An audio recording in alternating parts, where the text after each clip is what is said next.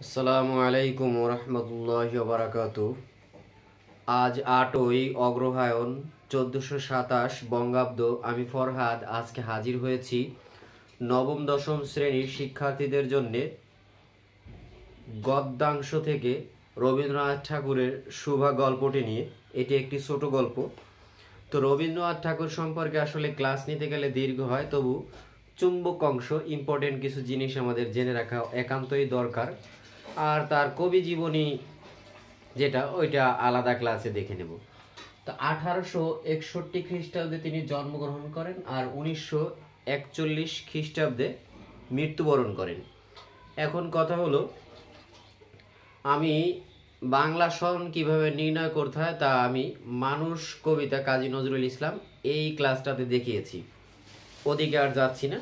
তো 1861 খ্রিস্টাব্দে জন্মগ্রহণ করেন আরও বিখ্যাত ব্যক্তি আছে আচার্য প্রফুল্লচন্দ্র রায়। আচার্য কেন, এখনকার দিনে তো রাষ্ট্রপতি হন প্রত্যেক বিশ্ববিদ্যালয়ের আচার্য, তখন তার ওই সিস্টেম ছিল না। তখন উনি আচার্য ছিলেন একটা বিশ্ববিদ্যালয়ে। মৃত্যুবরণ করেন 1944 খ্রিস্টাব্দে। এই একই সনে জন্মগ্রহণ করেন রোজি রিজাল। উনি হলো ফিলিপাইনের লেখক। উনি মৃত্যুবরণ করেন 1896 খ্রিস্টাব্দে। আর যদি 2 বছর সামনের দিকে আগায়, তাহলে আমাদের বিখ্যাত গীতিকবি জন্মগ্রহণ করেন, মানে 1863 খ্রিস্টাব্দে জন্মগ্রহণ করেন দ্বিজেন্দ্রলাল রায়। তো দ্বিজেন্দ্রলাল রায় মৃত্যুবরণ করেন আবার 1913 সালে। 1913 সাল কি জন্য বিখ্যাত, সেই কুইজটা তোমাদের জন্য থাকলো। তো পাঠে চলে যাব। শুভা।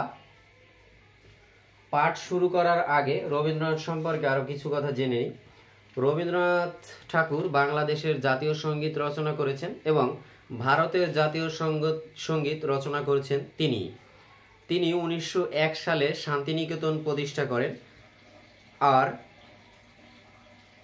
তিনি হলেন টি.এস. এলিয়টের কবিতার প্রথম অনুবাদক। কিন্তু তার শেষ কাব্যগ্রন্থ কোনটি এটা অনেকে জানে না। শেষ কাব্যগ্রন্থর নাম হলো শেষ লেখা। আর একবার বলছি, শেষ লেখা। তো পাঠে প্রবেশের আগে আর একটু জানি, জন্মশতবার্ষিকী পালন করা হয় ওনার 1961 খ্রিস্টাব্দে। ওনার নোবেলটা চুরি হয়ে গেছিল 2004 সনে, আমরা জানি। সেই নোবেল চুরি হওয়ার পরে 100তম জন্মবার্ষিকীতে নোবেল ফাউন্ডেশন একটি নতুন পদক তাকে দেয়। তো এবার পাঠে ঢুকবো। তো পাঠে কিছু শব্দ আছে, আমরা সেই শব্দগুলোর একটু সন্ধি বিচ্ছেদ দেখি। একটা শব্দ আছে নীরব। নীরবের সন্ধি বিচ্ছেদ হলো নি বিসর্গ যোগ রব, নীরব। আর একটা আছে তন্নি, ত নয় বয় দীর্ঘইকার, এটা হবে তনু যোগ দীর্ঘইকার, দীর্ঘই, তন্নি। এরপরে আছে ওষ্ঠাধর। ওষ্ঠাধর, ওষ্ঠাধর। এখন এখানে ওষ্ঠাধর ব্যাকরণের কথা চলে আসছে। আমাদের মুখের নিচের এই অংশটাকে বলে অধর আর উপরের অংশটাকে বলে ওষ্ঠ। এই দুটা মিলে একত্রে বলা হয় ওষ্ঠাধর। ব্যাকরণেও এটা পড়া হয় না, ঠিক আছে। ওষ্ঠাধর হলো ওষ্ঠ, ওষ্ঠ যোগ অধর, ওষ্ঠাধর। তাহলে বোঝা গেল ওষ্ঠ যোগ অধর কেন ওষ্ঠাধর বলা হয়। এরপরে খেয়াল করি, উদয় যোগ অস্ত, উদয়, উদয়াস্ত, উদয়াস্ত শব্দটা উদয় যোগ অস্ত, উদয়াস্ত।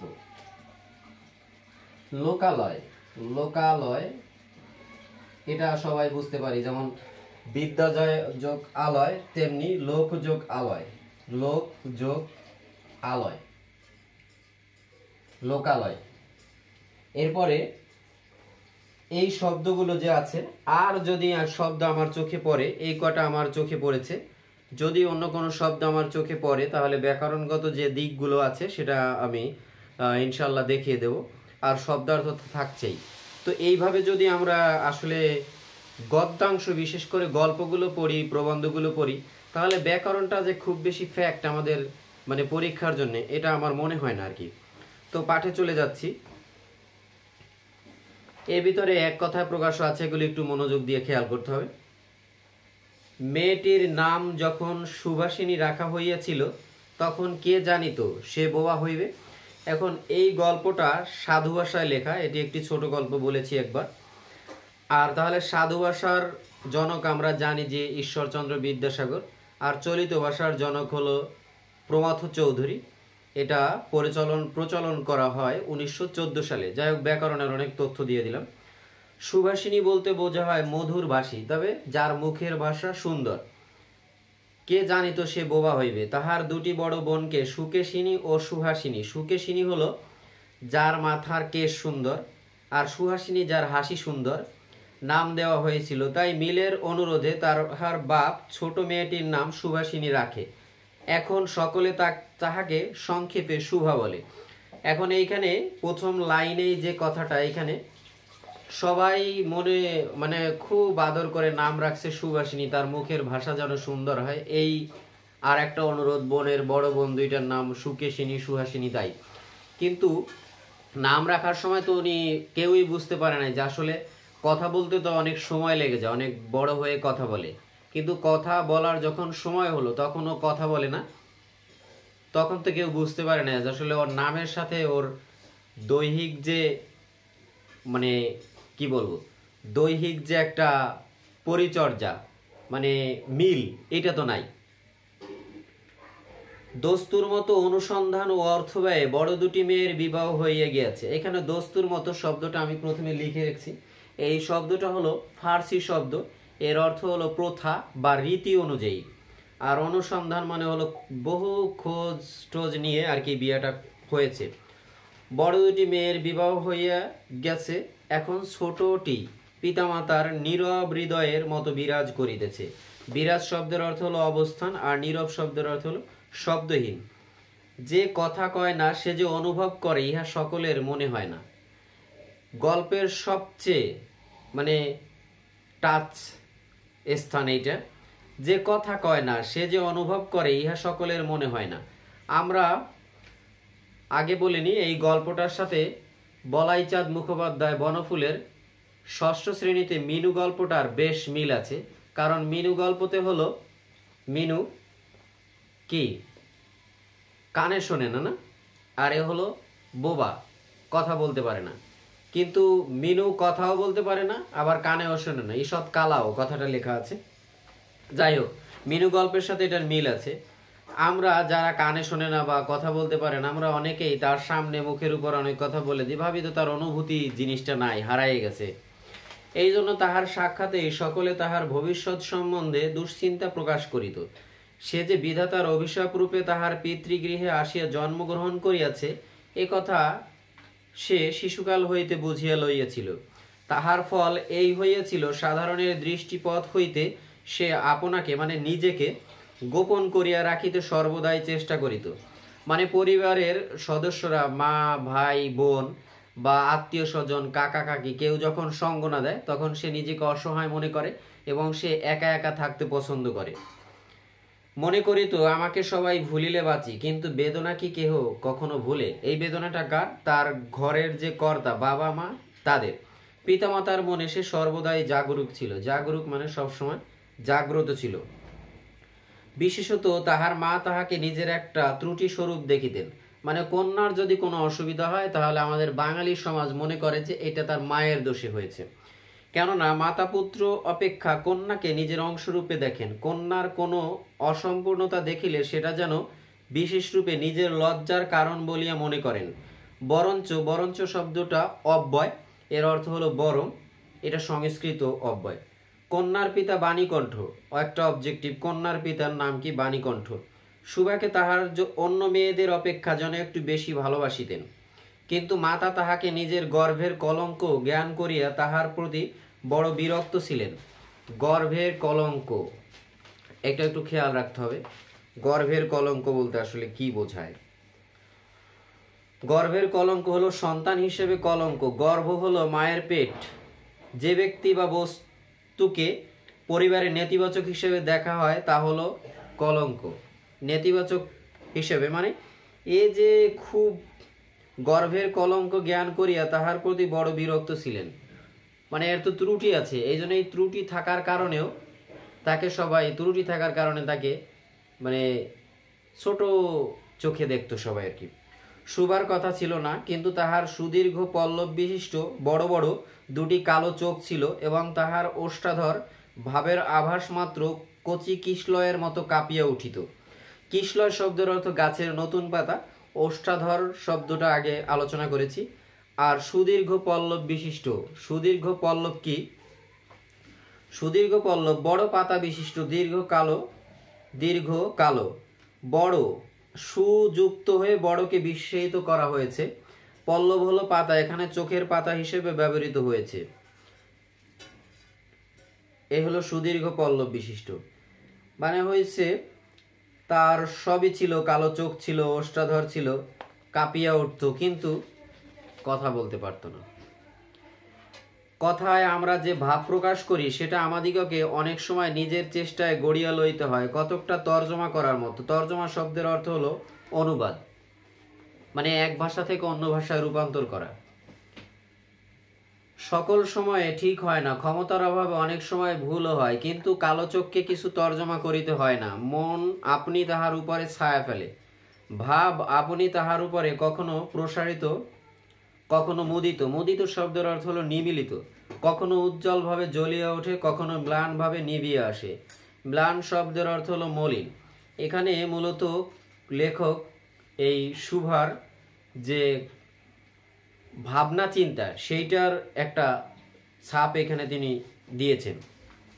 কখনো অস্তমান চন্দ্রের মতো অনিমেষ, অনিমেষ শব্দের অর্থ হলো অপলক, চাহিয়া থাকে, অস্তমান যেটা অস্ত গেছে। কখনো দ্রুত চঞ্চল বিদ্যুতের মতো দিক বিদিক ঠিকরিয়া ওঠে, ঠিকরিয়া অর্থ তীব্র আলোর ঝলকানির ফলে মুহূর্তের জন্য কিছু দেখতে না পাওয়া, দেখতে না পারা। মুখের ভাব বই আজন্মকাল, যাহার অন্য ভাষা নাই, তাহার চোখের ভাষা অসীম উদার এবং অতল স্পর্শ।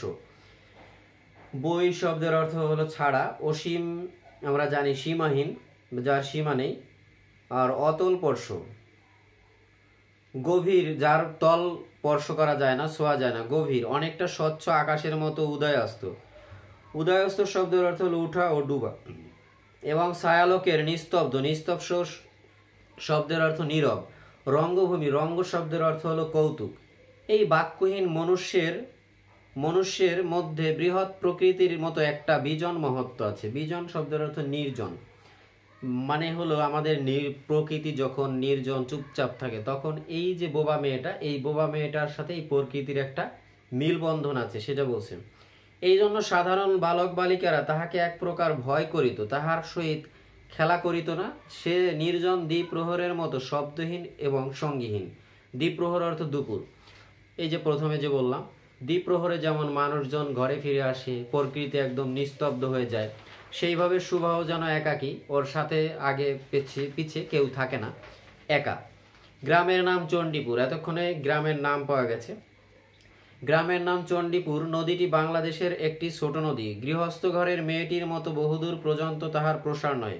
কঠিন কথা, কিন্তু গৃহস্থ ঘরের মেয়েরা যেমন বাইরে যায় না, বেশি দূর পর্যন্ত যেতে পারে না, তাদের সীমাবদ্ধতা থাকে, তেমনি করে এই নদীটিরও সীমাবদ্ধতা আছে। নদীটি অনেক দূর পর্যন্ত প্রসারিত নহে। নিরলসা তন্নি, তন্নি শব্দটা আমি বলছি, ক্ষীণ ও সুগঠিত অঙ্গ বিশিষ্ট, তনুযোগ দীর্ঘই। নদীটি আপন কুল তীর, কুল অর্থ হলো তীর, রক্ষা করিয়া কাজ করিয়া যায়। দুই ধারের গ্রামের সকলেরই সঙ্গে তাহার যেন একটা না একটা সম্পর্ক আছে। দুই ধারে লোকালয়, লোকালয় শব্দের অর্থ জনপদ, এবং তরুচ্ছায়া ঘন উচ্চ তট, তট শব্দের অর্থ তীর। নিম্নতল দিয়ে গ্রামলক্ষ্মী স্রোতস্বিনী, স্রোতস্বিনী আমরা জানি নদীর সমার্থক শব্দ। আত্মবিস্তৃত দ্রুত পদক্ষেপ প্রফুল্ল, প্রফুল্ল শব্দের অর্থ হলো আনন্দ।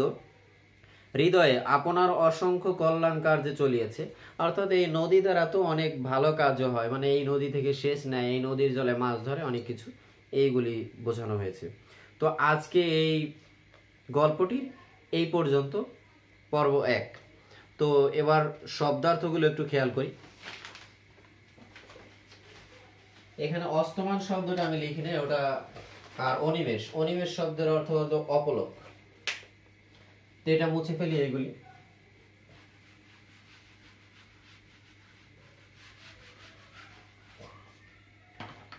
দস্তুর মতো, দস্তুর মতো বলতে বোঝায় আসলে প্রথা অনুযায়ী বা রীতিমতো, প্রথা বা রীতিমতো। আর নীরব শব্দের অর্থ হলো শব্দহীন, নিযোগ রব, নীরব। চুপচাপ। বিরাজ, বিরাজ মানে হলো অবস্থান, বিরাজ করিতেছে, অবস্থান করিতেছে, অবস্থান। বরঞ্চ অব্যয়, বরং। কিশলয়, গাছের নতুন পাতা, গাছের নতুন পাতা। তর্জমা, অনুবাদ। আর ম্লান, মলিন। মুদিত, নিমিলিত।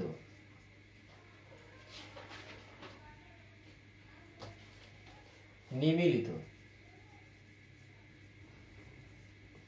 ঠিকরিয়া, ঠিকরিয়া ছড়িয়ে পড়া, ছোট শব্দার্থটা নেই, ছড়িয়ে পড়া। ঠিকরিয়া, দিক বিদিক ঠিকরিয়া ওঠে, ছড়িয়ে পড়া। আর যদি বড় করে বলি তাহলে বলেছি যে তীব্র আলোর ঝলকানির ফলে মুহূর্তের জন্য কিছু দেখতে না পারা। আর উদয়াস্ত, উদয়াস্ত হলো ওঠা, ওঠা বা উঠা ও ডুবা, মানে হলো অস্তমান আর উদয়মান। লোকালয়, জনপদ, জনপদ। আর নিস্তব্ধ শব্দের অর্থ তো নীরব, চুপচাপ, জনহীন। রঙ্গ অর্থ হলো কৌতুক। আর বিজন শব্দের অর্থ হলো নির্জন। দ্বিপ্রহর অর্থ হলো মধ্যাহ্ন, মধ্যাহ্ন অথবা দুপুর, সোজাটা মনে রাখি, দুপুর। আর তট শব্দের অর্থ হলো তীর। আর তন্নি, তন্নি অর্থ এটা বলছি যে সুন্দর অঙ্গ, না? ক্ষীণ ও সুগঠিত অঙ্গ বিশিষ্ট, ক্ষীণ ও সুগঠিত, সুগঠিত অঙ্গ বিশিষ্ট লিখলাম না, শুধু অঙ্গ পর্যন্ত লিখলাম। আর প্রফুল্ল শব্দের অর্থ হলো আনন্দ। আর একটা শব্দ ছিল অস্তমান, মানে অস্তমান হলো ডুবে যাওয়া আর কি। আর একটা অনিমেষ আছে, অপলক। আর যদি কোনো শব্দার্থ জানার থাকে বা এই নিয়ে কোনো প্রশ্ন থাকে, তোমাদের কোনো পরামর্শ থাকে, ঠিক আছে, গ্রহণ করা হবে। আর যদি ক্লাসটি ভালো লাগে তাহলে অন্যের কাছে পৌঁছে দিতে হবে। আজকে এ পর্যন্ত, বাকি পর্ব নিয়ে অন্য কোনো দিন দেখা হবে। সে পর্যন্ত ভালো থেকো। আল্লাহ হাফেজ।